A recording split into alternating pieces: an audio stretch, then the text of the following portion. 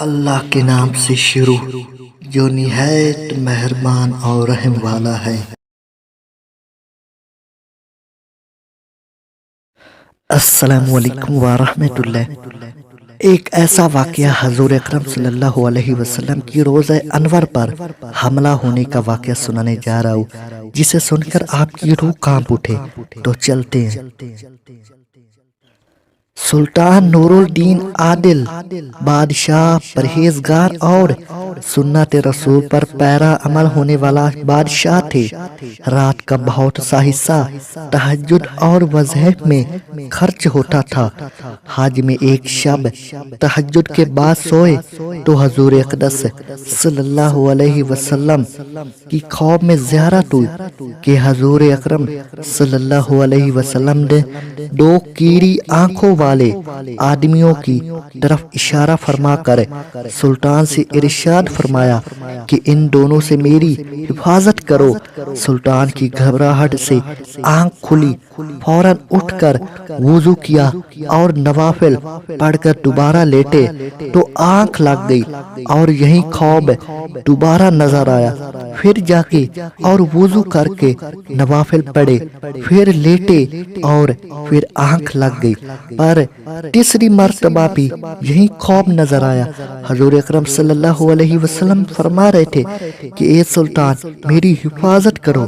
تو بادشاہ اٹھ کر کہنے لگے کہ اب نیند کی کوئی گنجائش نہیں۔ فوراً رات ہی کو اپنے وزیر کو بلایا جس کا نام جلال الدین تھا اور نیک صالح شخص تھا، اور اسے سارا قصہ سنایا۔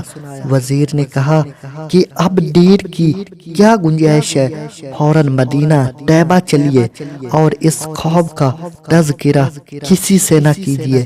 بادشاہ نے فوراً رات ہی کو تیاری کی اور 20 مخصوص نوکروں کو ساتھ لے کر تیز روا اونٹنیوں پر بہت سا سامان اور مال و متاع لدوا کر مدینہ طیبہ کو روانہ ہو گئے اور دن رات چل کر 16ویں دن مصر سے مدینہ پاک پہنچے۔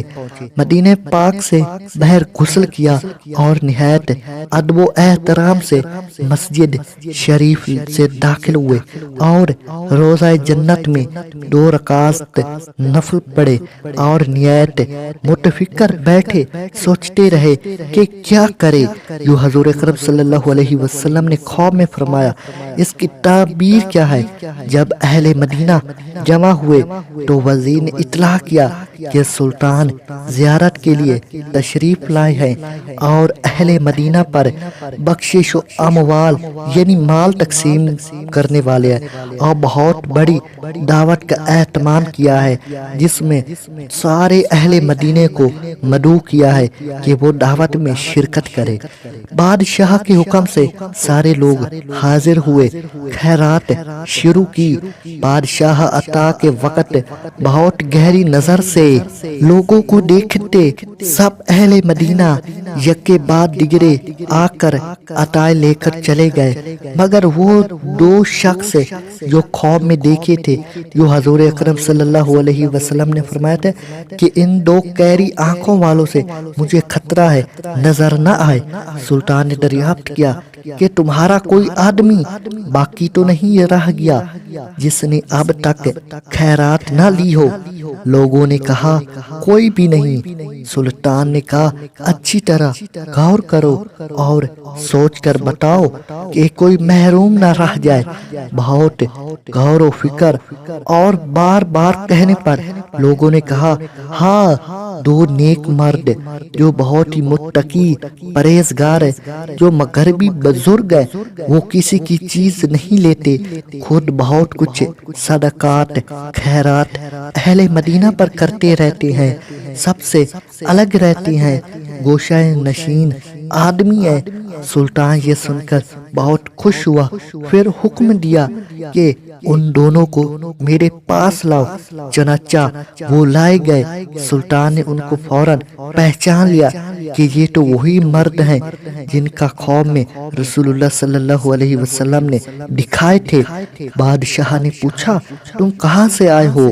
انہوں نے جواب دیا دیار مغرب سے حج کرنے کے لیے آئے ہیں۔ حج سے فراغت پر زیارت نبوی صلی اللہ علیہ وسلم کے لیے حاضر ہوئے اور حضور اقدس صلی اللہ علیہ وسلم کے پڑوس میں رہنے کی تمنا ہوئی تو یہاں قیام کر لیا۔ سلطان نے کہا کہ سچ سچ بتاؤ تم کون ہو اور کس ارادے سے یہاں آئے ہو؟ وہ اپنی ہی بات کہتے رہے۔ پھر بادشاہ نے لوگوں سے دریافت کیا کہ یہ کہاں ٹھہرے ہیں۔ بتایا کہ روضہ اقدس کے قریب ہی ایک سرائے میں ان کا قیام ہے۔ بادشاہ نے ان کو تو وہیں روکے رکھنے کا حکم دیا اور خود ان کی قیام گاہ پر گیا۔ وہاں جا کر بہت تجسس کیا۔ وہاں بہت سامان اور 2 قرآن اور واعظ کی کتابیں پائی، لیکن کوئی شک والی چیز نہ ملی جس سے خوف کے مضمون کی تائید ہوتی ہو۔ بادشاہ بہت پریشان ہوا اور متفکر تھا۔